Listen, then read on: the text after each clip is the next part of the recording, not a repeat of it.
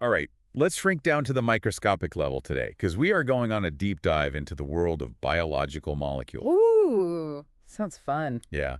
Our listener sent us a whole chapter from their biology textbook. Wow, they're going all in. I know, right? Looks like someone is ready to tackle the building blocks of life itself. I love it. Me too, me too. Mm, So let's just jump right in. sounds good. It all starts with macromolecules, the big guys on the scene. We're talking carbs, proteins, nucleic acids, the heavy hitters, right? Yep, the essentials. Like the building materials and machinery of all cells. Exactly, yeah. And they're all polymers, which, correct me if I'm wrong, basically means they're built like chains, right? From smaller units called monomers. That's exactly right, yeah. Like imagine like a string of beads, right? Okay. Each bead is a monomer, and the whole string is the macromolecule. Okay, that makes sense. That's a great visual. Thanks. So how do those beads get strung together then? Well, that's where the chemistry comes in. Okay. It's all about dehydration and hydrolysis. Yeah. Dehydration, now does that mean like drying something out? I don't quite. Kind of, yeah. Yeah. You're removing a water molecule to create a bond between two monomers, and that forms a longer chain. Oh, And then hydrolysis is the opposite, right? You add water back in to break the bond, separate those monomers. huh. So every time our bodies build something big, Yeah.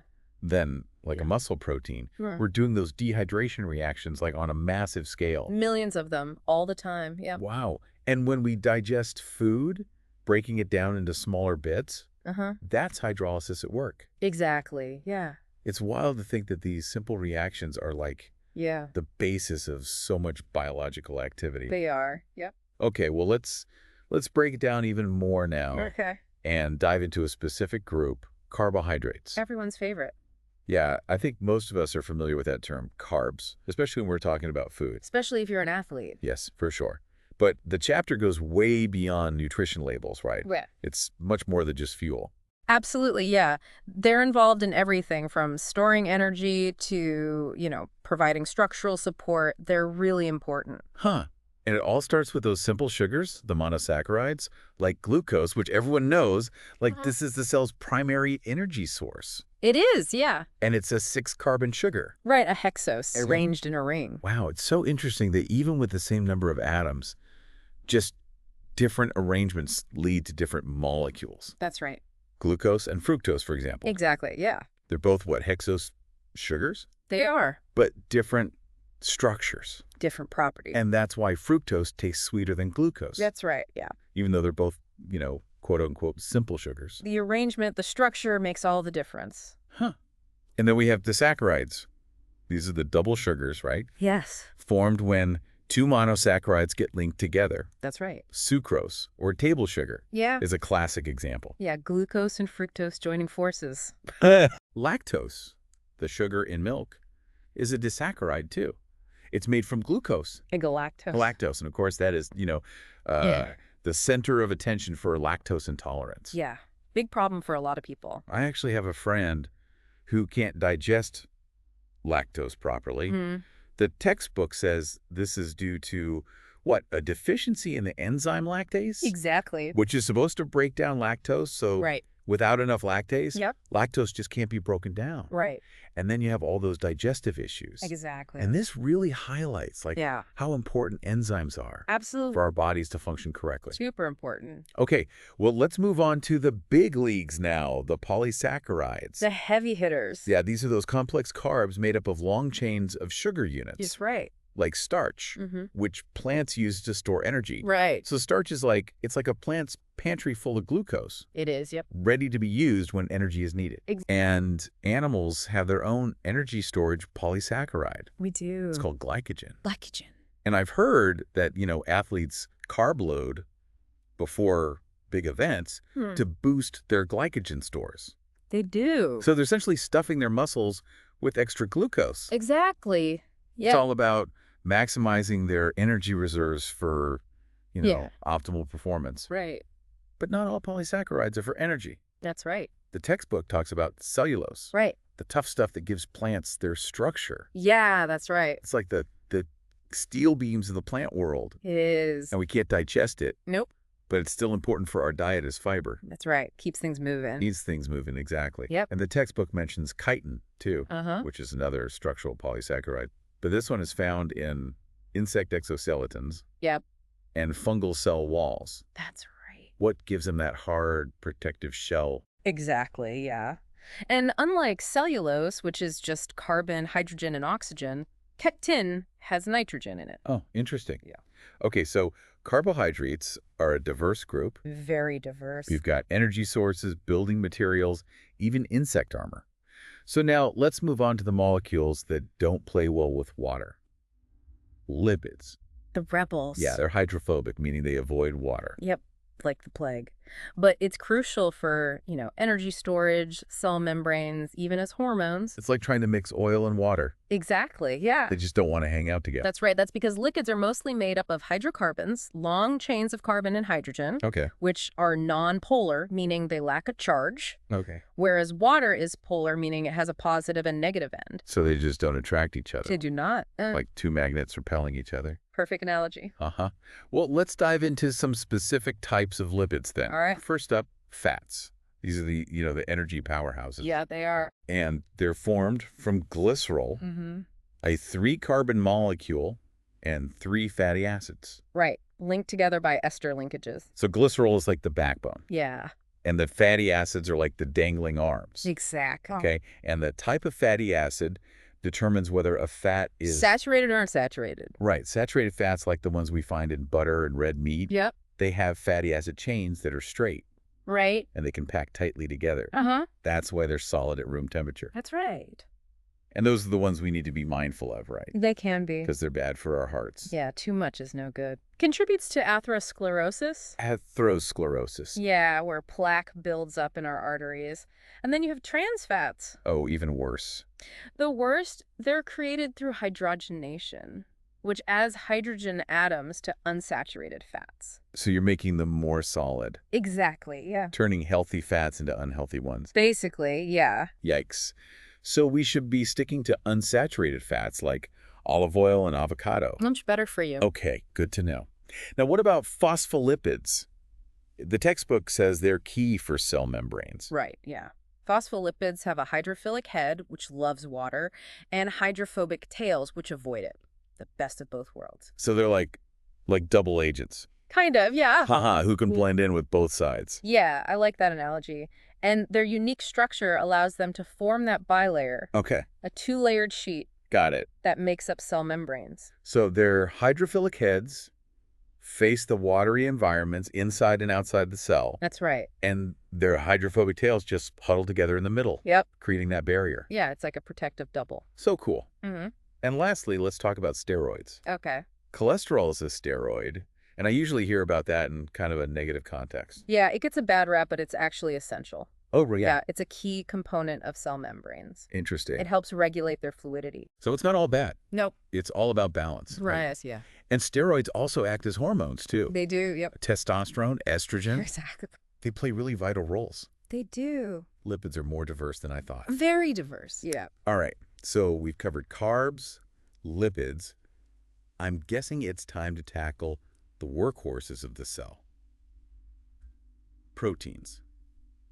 The real stars of the show. Yeah, but I mean, they're involved in basically everything, right? Yeah, pretty much. Catalyzing those chemical reactions, transporting molecules, providing support. Yep, the doers of the cell. There's so many. So many, yeah. Yeah. Countless different proteins. With a unique structure and function, but they're all built from the same building blocks. That's right. Amino acids. Yep, 20 different ones. And they link together to form polypeptides. Exactly. So amino acids are like the letters of the protein alphabet, and polypeptides are the words. Perfect. And the specific sequence of amino acids Yes.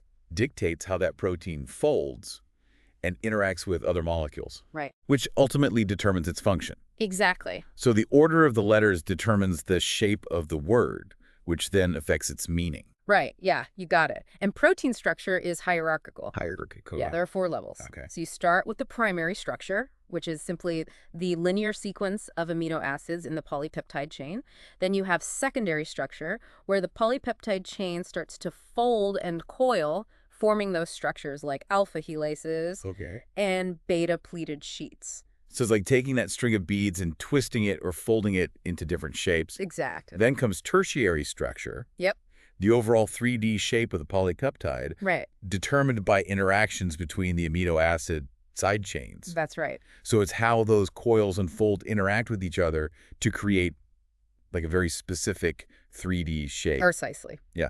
Okay. And lastly, Quaternary structure. which is for proteins with multiple polypeptide chains. Yep. How those individual subunits come together. That's right. Got it. So it's like going from a single chain Yeah. to a more complex structure with multiple chains interacting. You got it. Okay. It's like building a house, right? You start with the foundation, then the walls. Then the roof. Exactly. Okay. And now I know enzymes are a special type of protein too, right? They are. They're like the catalysts of the cell. Yeah, they speed up chemical reactions without being consumed in the process. Yeah. Essential for life. And the textbook mentioned that protein structure is delicate, right? Yeah, it is. Changes in pH, temperature. Yep. Any environmental factors can disrupt a protein shape, Right. cause it to lose its They're function. called denaturation. Denaturation. It's like cooking an egg, right? Yeah. The heat denatures those proteins in the egg white, causing it to solidify. Makes sense. It's a really dramatic example of how denaturation can alter a protein's properties. Okay, so proteins are the doers, the catalysts, the builders. The transporters. They do it all. They do, yeah. Now on to nucleic acids, the information carriers of the cell. All about information storage and transfer, Right. the blueprints for life. So if proteins are the builders, then nucleic acids are like the architects, That's a good way to put it, yeah. building the plans. Holding the plans, yep. And we have two main types, Okay. DNA and RNA. DNA is like the master blueprint, Uh-huh. safely stored, And the nucleus and RNA is the messenger. carries instructions from the DNA to the ribosomes, which make proteins. Oh, so DNA is like the librarian, Okay. and RNA is like the guy running around checking out the books, Uh-huh. Yeah, I like that. delivering them to the readers. Yeah, Both DNA and RNA are polymers they are. made up of monomers called nucleotides. That's right. Each nucleotide has a sugar, Yep. a phosphate group, Uh-huh. and a nitrogenous base. Yes, Okay, so they have similar structures. they do, yeah. But what's the difference between DNA and RNA? A few key differences. First, the sugar in DNA is deoxyribose, while the sugar in RNA is ribose. Second, DNA has 4 bases: adenine, thymine T, guanine G, and cytosine C. Okay. RNA also has adenine, guanine, and cytosine, but it uses uracil U instead of thymine. So it's like they speak the same language, but have slightly different accents. And finally, DNA is typically double-stranded, forming that iconic double helix structure, Okay. while RNA is usually single-stranded. Double helix, yeah. Yeah, like that twisted ladder shape. Exactly, yep. The 2 strands of DNA are held together by hydrogen bonds between complementary bases. Okay. Adenine always pairs with thymine, What? and guanine always pairs with cytosine. Like puzzle pieces. They are, yeah, that fit perfectly together. And this complementary base pairing allows DNA to replicate itself, Yes, ensuring that genetic information is passed on exactly. during cell division. It's like a copy machine. Yep, it's a remarkable system. It is. Okay, so DNA is the master blueprint, RNA is the messenger, and they work together to build the proteins that make life possible. That's right. Amazing. Now, the chapter ends with a quick mention of genomics and proteomics. Mhm. What are those? Genomics is the study of entire genomes, Okay. all the DNA of an organism. Wow. And proteomics is the study of all the proteins In a cell. in a cell or organism. And thanks to advances in technology, we can analyze entire genomes and proteomes. Yep, we can. So it's like having access to the complete instruction manual Yeah, exactly. and all the tools of the cell. It's incredible what we can do now. Yeah, it really is. This deep dive is making me appreciate how complex and elegant life is at the molecular level. Yeah, it's amazing. I know. And this is just the beginning. I can't wait to dive even deeper Me too. into this fascinating world. Me too. We'll be back in a flash to continue our exploration. Can't wait.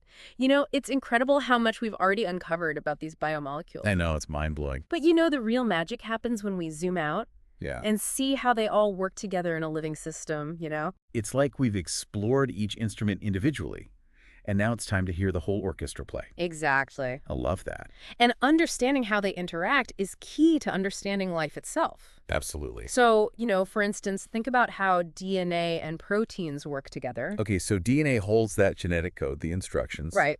But it doesn't actually build anything. It doesn't. No, it's like a blueprint. Right. You need a builder to interpret those plans and construct that final product. Okay. And that's where proteins come in. So proteins are like the contractors reading the DNA blueprint and building the structures of the cell. Exactly. I like that. And that process from DNA to protein is called gene expression. Gene expression. Yep, the central dogma of molecular biology. Okay. DNA gets transcribed into RNA, and then RNA gets translated into protein. So it's like a multi-step manufacturing process with DNA as the design team, RNA as the messengers, and proteins are the factory workers. I like it. Bringing it all together. Right. Okay, so we've got the big picture now of how these biomolecules work together. We do. But, you know, the textbook also dives into some pretty detailed stuff about their structures. Right, yeah. Like, how do scientists even figure out what these tiny molecules look like? Well, it's like solving a puzzle, right? Yeah. With billions of pieces. Yeah. But scientists have developed incredibly powerful tools To analyze and visualize these molecules. That's right. Like what? Well, there's X-ray crystallography, for example, that involves crystallizing the molecule and then bombarding it with X-rays. Oh, wow. And then by analyzing how those X-rays diffract, scientists can build a 3D model of the molecule's structure. So you're basically taking an X-ray of something a million times smaller than a pinhead. Exactly. That's so cool. And then there's nuclear magnetic resonance spectroscopy, NMR. NMR. Uses powerful magnets to excite the atoms in a molecule and measure their response. Wow. And this data can be used to determine the structure and Right. the dynamics of the molecule. Science is so clever. It's incredible how we can visualize things that are invisible to the naked eye. I know, right? It's amazing. And with these tools, we can not only see the structures of biomolecules, Yes. we can also study how they interact with each other. So we can watch them dance and partner up. Exactly.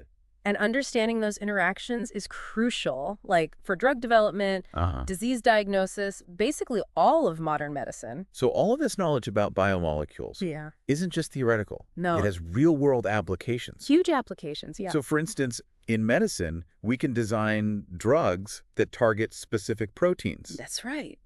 involved in disease pathways. Right? So instead of just treating the symptoms, we're addressing the underlying cause at a molecular level. We are, yep. That's so amazing. And agriculture, too. Oh, yeah. Understanding biomolecules has led to, genetically modified crops Okay. with improved yields, pest resistance, or, enhanced nutritional content. So it's not just about medicine. Nope. It's about feeding a growing population. He's right. That's huge. And in forensics, too, DNA analysis Right. has revolutionized criminal investigations. Yeah. Providing irrefutable evidence for solving crimes and, exonerating the innocent. Wow. It's incredible how something so tiny can have such a huge impact on our world. It is. And we're just beginning to scratch the surface of what's possible. We are. Yep. The future of biomolecular science is really exciting. Super exciting. Yeah. Okay, speaking of the future, the textbook talks about genomics and proteomics. Right. Analyzing entire genomes and proteomes. Huge undertakings. Yeah, those seem like massive projects. They are, but thanks to advances in technology Yeah. like high-throughput DNA sequencing Okay. and mass spectrometry, we can now analyze these complex systems in ways that were unimaginable just a few decades ago. So it's like having a super-powered microscope that can zoom in on the entire genetic landscape of an organism. That's incredible. And we're making incredible discoveries, like, for instance, in medicine. Yeah. We can now identify genetic mutations that predispose individuals to certain diseases, allowing for early detection and intervention. So it's personalized medicine, tailoring treatments to an individual's unique genetic makeup. Exactly. That's incredible. And in agriculture, we can identify genes that confer desirable traits like drought resistance or increased yield, Okay. and use that information to breed better crops. Wow. It's like we're becoming genetic engineers using our knowledge of biomolecules to solve real-world problems. We are. And that's not all. No, that's not all. Genomics and proteomics are also shedding light on the evolutionary history of life That's right, yeah. on Earth. By comparing the genomes and proteomes of different species, we can trace their evolutionary relationships. It's like we're uncovering the family history of all living things. Exactly. That's so cool. And it's amazing to see how all life on Earth is interconnected, sharing common ancestors and a common set of biomolecules. It's humbling. It is, yeah. Okay, we've covered a lot of ground here. We have. From basic structure to complex interactions, to the future of genomics and proteomics. It's been quite a journey. What else does the textbook have in store for us?